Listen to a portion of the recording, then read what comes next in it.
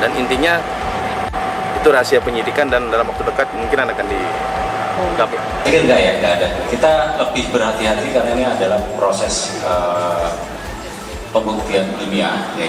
Kepala Bidang Humas Polda NTB, Kombes Muhammad Khalid membenarkan penetapan tersangka Rizka setelah penyidik melakukan serangkaian gelar perkara.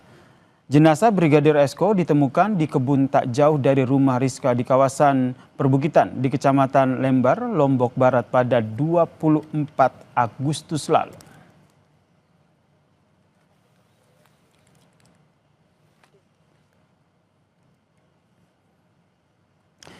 Ya, hasil gelar perkara penyidik menetapkan istri Brigadir Esko berinisial R menjadi tersangka, kata Kabid Humas Polda NTB, Kombes Muhammad Khalid, dalam pesan singkat kepada kompas.com.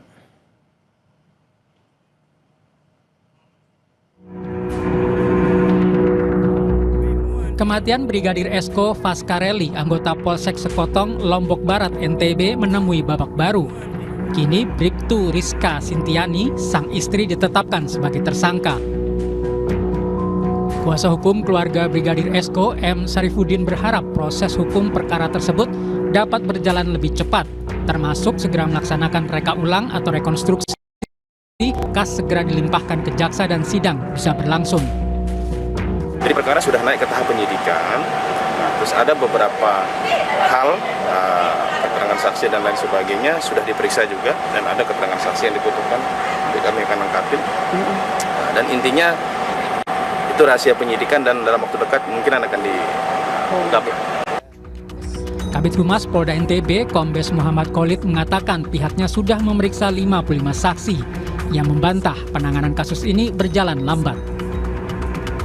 Saya pikir enggak ya, enggak ada. Kita lebih berhati-hati karena ini adalah proses pembuktian ilmiah. Ya, kita harus tidak boleh asal. Jadi kita harus memastikan alat buktinya juga jelas sehingga peristiwa menjadi terang benderang. Mungkin itu ya. Sebelumnya, Brigadir Esko Faskareli dilaporkan hilang kontak pada 13 Agustus 2025. Keluarga lantas mencari ke beberapa tempat. Brigadir Esko akhirnya ditemukan dalam kondisi tak bernyawa di perkebunan warga yang berjarak 50 meter dari rumahnya di Dusun Nyiur Lembang, Lembar, Lombok Barat, Minggu 24 Agustus. Jenazah korban langsung dibawa ke Rumah Sakit Bayangkara. Hasil otopsi mengungkap ada tanda kekerasan akibat benda tumpul di leher korban. Bribtu Rizka berprofesi sebagai anggota kepolisian yang bertugas di Humas Polres Lombok Barat. Sementara sang suami adalah anggota Intel di Polsek Sekotong.